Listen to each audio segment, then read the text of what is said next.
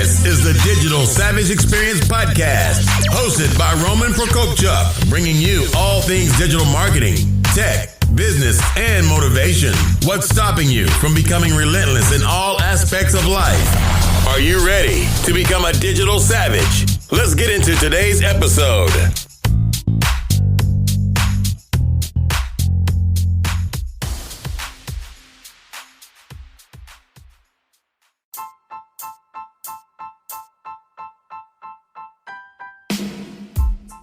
Hey everyone, this is Roman Prokopchuk, and this is the Digital Savage Experience Podcast. Today I have with me Kelly Mendenhall. Kelly is a Spoonie, author, podcast co-host, entrepreneur, and self-care advocate living with chronic pain and invisible illness. Her mission is to show the world that a medical diagnosis does not have to mark the end of one's story. Thank you for joining me today. Thanks so much for having me. I'm excited to be with you. My pleasure. So tell me a little bit about your journey. How did you get to where you are today? I loved how you phrased it, like, what is your origin story? One of my tattoo artists actually said, because my tattoos tell my life story, he said, Kelly's a superhero and I'm proud to get to write her origin story. So I got here accidentally. I had a master's in public administration and planned on spending my life working in the nonprofit sector and trying to be the change I wanted to see in the world. And I suddenly became medically disabled and immobile for 10 months in 2017, in June of 2017. 6 months prior to that, I had started what I thought was going to be a side hustle. I started a network marketing business, and I was kind of sitting on the couch during that first week of medical leave and realized, thinking about all the what ifs and the what might come. And I kind of realized, this is why you had a plan B. This is why you got a quote unquote side hustle, was in case things like this happened. I just didn't expect it to happen so soon. So I became medically disabled. 6 weeks of medical leave turned into 8 weeks, 12 weeks, and 16 weeks. And eventually I lost my job. And I decided early on in my journey as a woman facing chronic pain and chronic mental health issues, I decided that I was going to share my story as openly and authentically as possible so that other people wouldn't feel as alone and alienated as I felt. And that's kind of how my Nerdzilla Lives blog started, and that's how I came to decide to write my book and start a podcast. That's awesome. So what motivates you to succeed? Oh man, I've always been an overachiever naturally. I've also always been a fierce advocate. And for me, in the different roles that I play right now, I consider myself an advocate, not only for myself, but for other patients, and especially women, because there is a very recognized and documented medical bias against women experiencing or reporting chronic pain, and also for women of color for any type of illness, really. So I consider myself an advocate for myself and for other people. And so that is, and I've always kind of been an advocate, which is how I ended up in nonprofit. So that drives me to want to do well with my business, with my book, with my blog, with the podcast, all of those different things, because I want to make as big of an impact as I possibly can, even if it's from the couch. No, I agree. I think advocacy is very important, and oftentimes the situations that you are in. So like myself and my wife are foster parents. So basically going through that journey and seeing that there's 400,000 kids kind of in the foster care process, and a lot of the time, the system's flawed. So basically being an advocate and speaking on their behalf when they can't.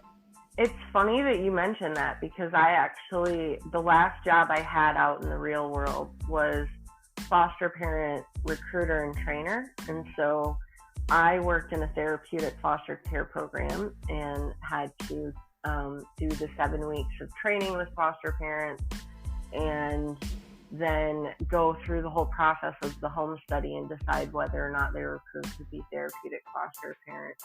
And it is so important for foster parents to be advocates for those kids. And I kind of experienced that whole like people making decisions about me without me.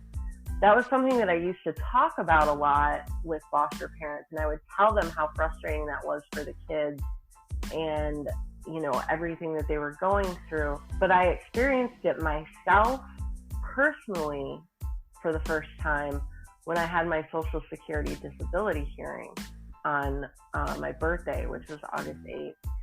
And it was sitting in a room full of people who were speaking in legal jargon and looking at me and talking about me and talking about my future without asking me anything. And it was really disturbing. It was very triggering, and it just kind of my response to it was so visceral. I started crying in the courtroom, and it reminded me, like, I can help other people by warning them what this is going to feel like, or what this is going to look like, and what this process is like to go through. So again, being open and authentic and sharing my journey can help other people better prepare for this experience that I was not prepared for. Yeah, I agree. I think, like a lot of things are out of your control when you deal with the state, and a lot of stuff is very bureaucratic. Obviously, we've had kids, all of our kids we've had in our home have been under 6 years old. So obviously they don't know what's in the best interest of themselves, right. Or the situations they should be in. And in New Jersey, like other states, it's reunification over anything, regardless if the situation is better. As long as the bio guardian is showing some signs of improvement, it may not be much. They end up being preferred over the foster situation. Yes, absolutely. It is like that in most states, and it's like that here in Tennessee. And that can be hard. I can understand a little bit from watching what some of the foster parents went through that I worked with. But again, you can only understand so much as you experience for yourself. And it's got to be hard. And I know it is hard on a lot of foster parents when they see the dangerous situation that the kids can be in, and they feel like they don't have any control ultimately over whether or not the kids are put back in that situation.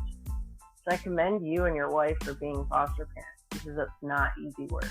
Thank you. Yeah, it's been tough when, the first placement we had one day after being licensed, we've had for a year, and we thought it was going to go the adoption route, but they got reunified 2 months ago. So it's been kind of rough, but.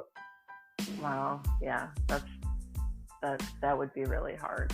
But I mean, there's a lot of kids out there, and we've had 3 short-term placements after that, after we were kind of getting, our mind and our emotions right to kind of get into state to take longer-term placements. So we've still kind of been helping in that situation as well.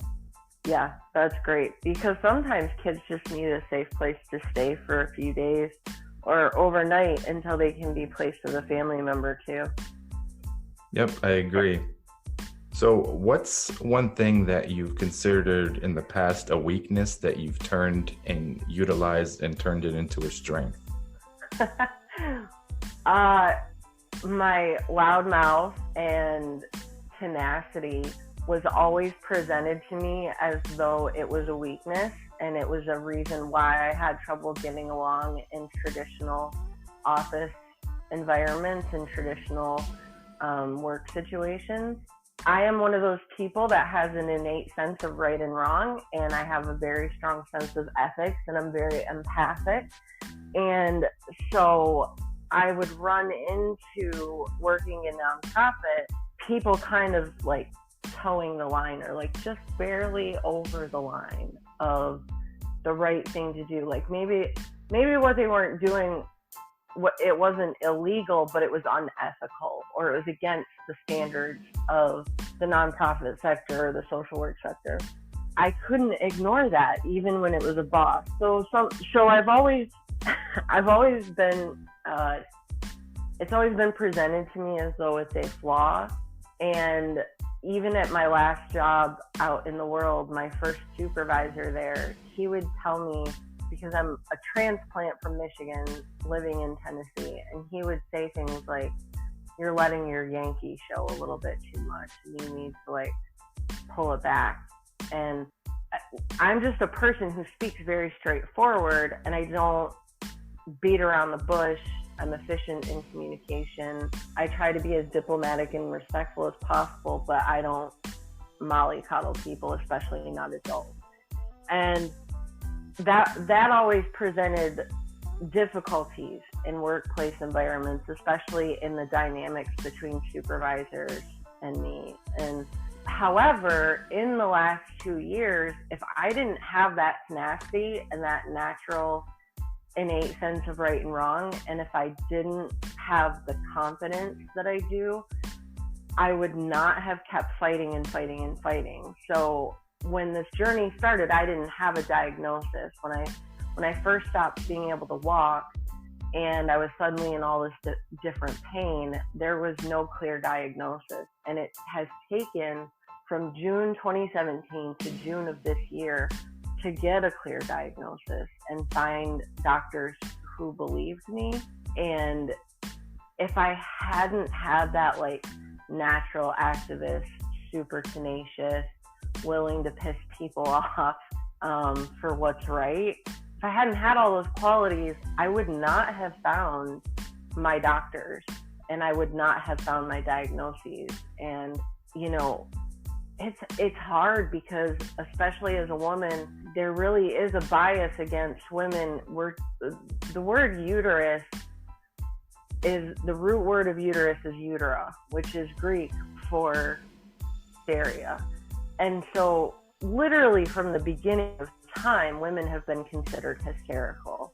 And that bias has prevailed in modern medicine, even up until now. And so I was really having to fight hard to get the answers to what was wrong with me. And I've had 2 surgeries so far, and it looks like I need a 3rd surgery that might be happening as soon as October. And I could have paralyzed myself if I hadn't kept pushing. So I would say that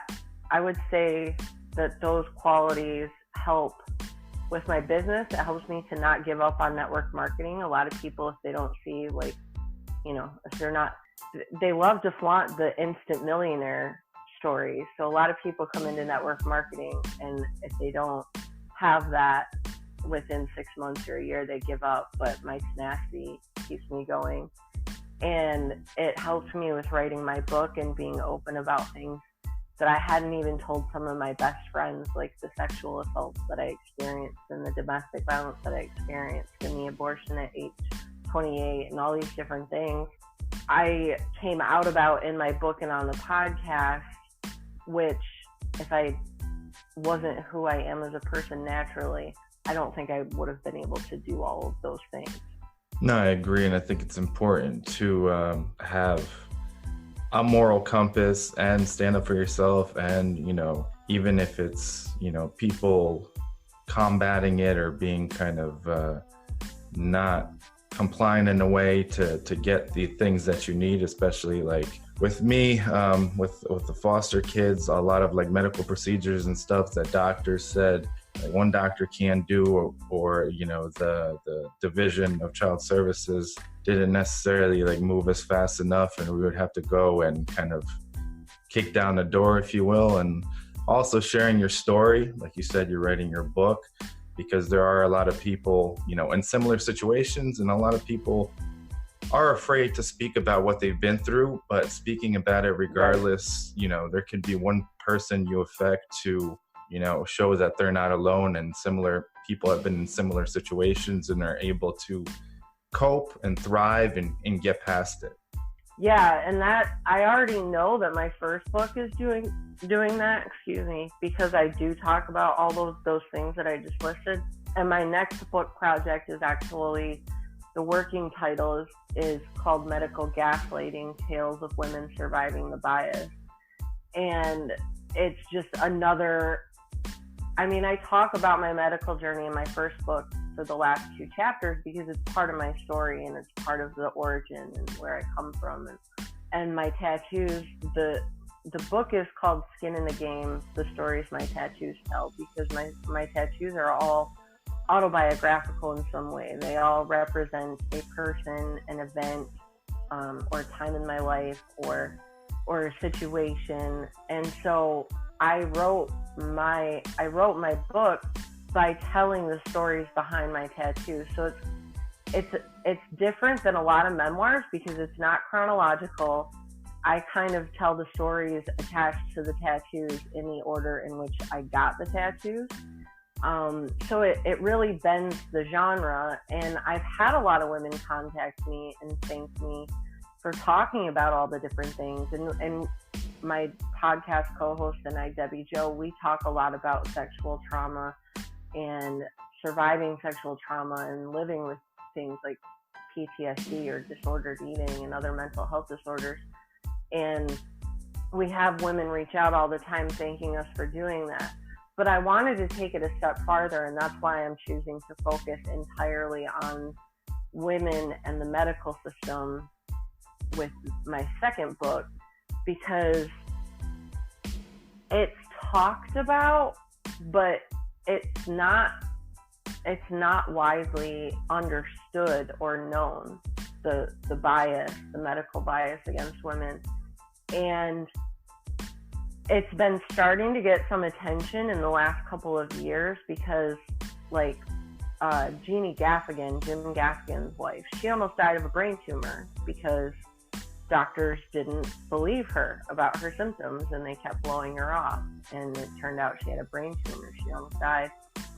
And so they did an expose about overcoming the bias. And there was, I can't remember right now who it was, but there's an actress who has MS who did a recent interview that in 2019 on 2020, I think, about her experiences.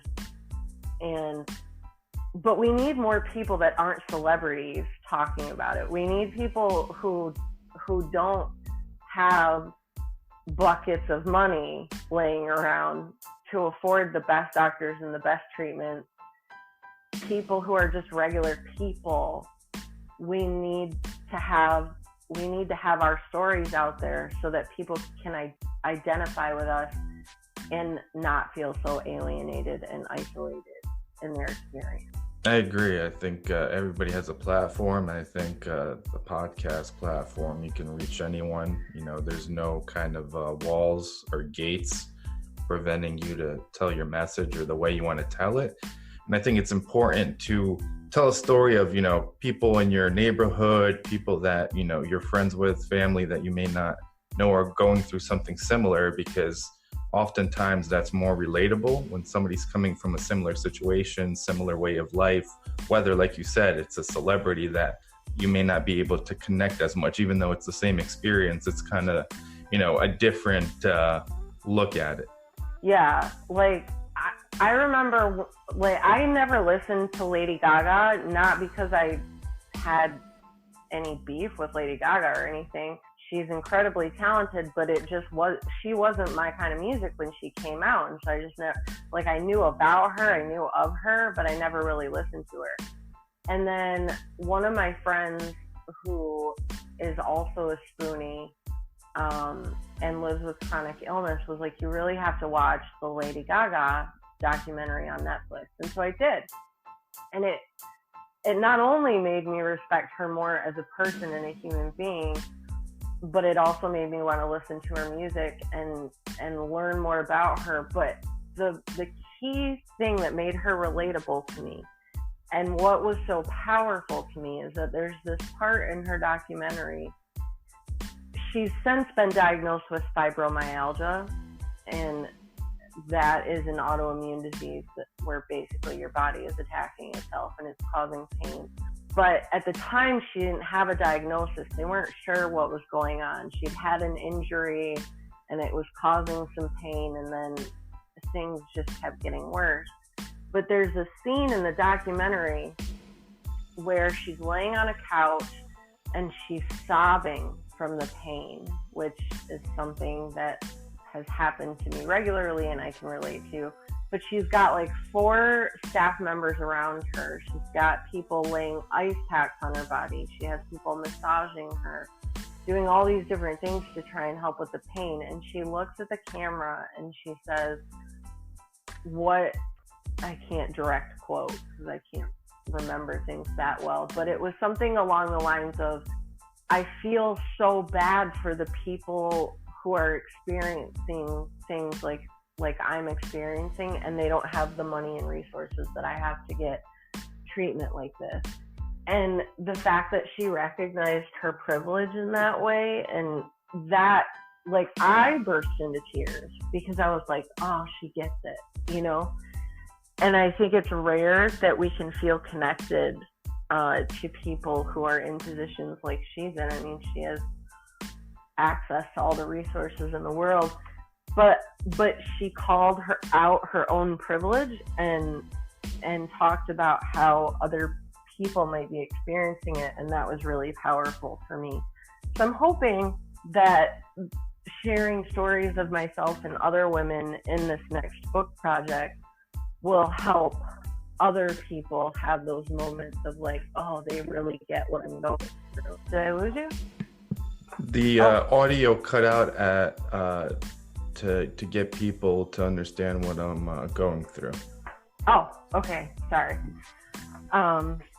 So hopefully this project can help other people to feel like myself and others understand what they're going through, and you know, that we have empathy for them, especially because medical gaslighting and doctors making you feel like you're crazy is incredibly pervasive, especially when it comes to chronic pain. And they even made me question my own sanity and my own knowledge of my body and myself. And so I see women all the time in support groups who are saying, am I crazy? You know, like, my doctor just told me that it's all in my head, and I'm always having to, like, I immediately will respond with a link to an article or a legal or clinical study, and I'm like, you're not crazy. This is something that happens to all women. No, that's awesome. And having kind of that platform and you sharing it in different means really kind of enables you to reach kind of different audiences, and, you know, people that listen to podcasts, people that read online, people that read, you know, digital and hard copy, possibly books. So I think it's important spreading whatever, you know, message you have in any way you have to spread it. Yeah, absolutely. And I think the tattoo point you made, I think there's a lot of obviously still like stigmas and misconceptions about tattoos, where, like, I know my wife has a few. I personally don't have any, but I know in terms of healing and a lot of healing processes, you know, tattoos are used to kind of, you know, get through it or document it and have that kind of memory in that sense. Yeah, my tattoos serve a lot of purposes for me, and one of them is closure. I have a lot of tattoos that are memorial pieces. Sometimes it just helps me process or put something away, some experience that I've been carrying with me. Or it symbolizes an important person in my life or an important significant event. And it's physically cathartic for me, even though tattoos are generally painful. You burn a lot of adrenaline when you're having one. And so for me, as a person who lives with complex PTSD and has a lot of anxiety, I can burn so much anxiety off, like, just in a couple hours of being, you know, in a tattoo chair or whatever. I can burn off 6 months worth of extra energy, it feels like. So, and I think I have a lot of visible tattoos. I think that impacted how a lot of doctors treated me. And so I started to try and trick them. I I'm 6 feet tall and have one full sleeve on my right arm, and then my left arm is a lot of it is covered. It's not fully full yet. And I have a chest plate that goes from shoulder to shoulder. And in the South, if I wear a tank top or a t-shirt, I mean, you're going to see a lot of my tattoos, especially a tank top. And so I could tell that it was impacting how some doctors and nurses and different people were communicating with me and receiving me and treating me. So I started to take hand stitching projects. I make these Christmas stockings for my nieces and nephews. It's a tradition I picked up from my great-grandmother. She made them for all of us when we were kids. I started making them for all of my nieces and nephews. And I'll literally take my stitching projects, these Christmas stockings, with me to doctor's appointments when it's a new appointment or somebody I'm seeing for the first time. And I'll sit in the lobby and stitch, and I'll watch people watching me, and you can kind of see the wheels turning where they're looking at me and kind of thinking like, well, she looks like a criminal or something. She looks like whatever stereotype they have attached to tattoos, but she's doing this craft that my grandmother used to do. And it sounds silly, but it really does change the perception people have of me, especially when I'm meeting them for the first time. And it ends up becoming a conversation opener that makes me more human to whatever medical professional I'm about to see than if I just walk in as myself with nothing in my hand. That's cool. It's kind of diffusing the stigma in a way. Yeah, exactly. It really, and it, like I said, it sounds silly, but it really works. And you can really see like the gears in their head turning, you know, and it helps break down that doctor-patient barrier and make me a little bit more human. And it gets to the point where it's like whenever I'm at the doctor's office, they're like, hey, how's the last stocking? Are you still working on that stocking? How's it going? And they want to see pictures of it and stuff. So it has helped me make more human connections with some of my care professionals. It's awesome. So I really appreciate you coming on. Can you leave some advice for the audience, either personal or professional? Yeah, I would say don't be afraid to chase the dreams that you've had since you were your 5-year-old self.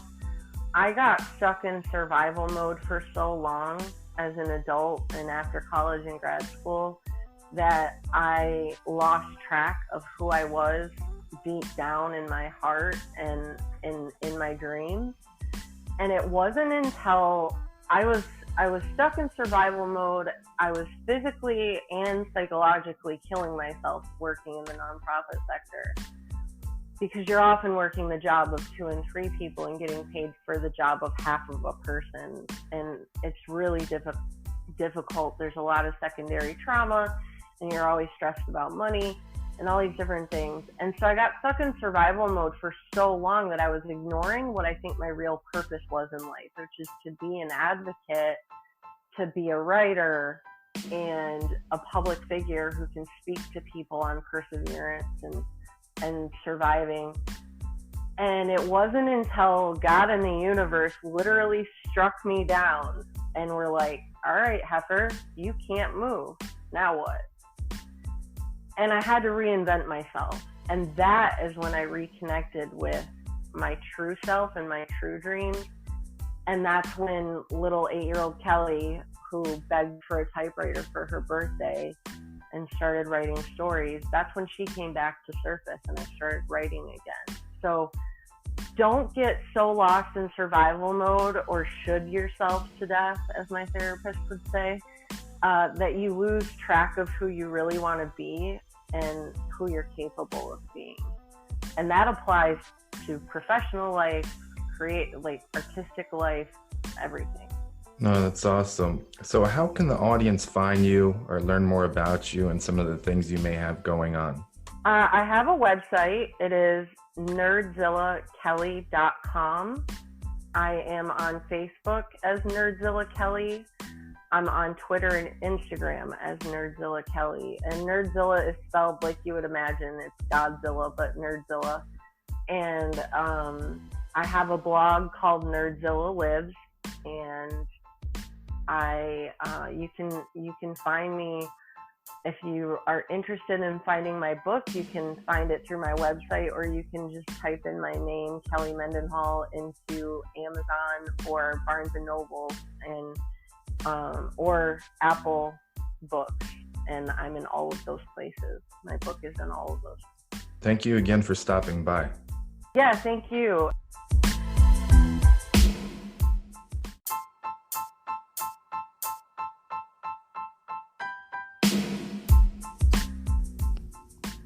Hey everyone, this is Roman Prokopchuk from Roman Prokopchuk's Digital Savage Experience podcast.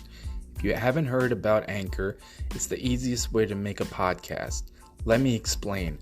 It's free, so that's always good. There's creation tools that allow you to record and edit your podcast right from your phone or computer. Anchor will distribute your podcast for you so it can be heard on Spotify, Apple Podcasts, and many more. You can make money from your podcast with no minimum listenership. It's everything you need to make a podcast in one place. Download the free Anchor app or go to anchor.fm to get started.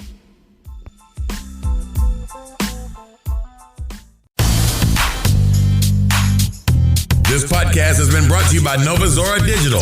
Find out how Nova Zora Digital can help your company grow online. Learn more at novazoradigital.com. Until next time, all you digital savages.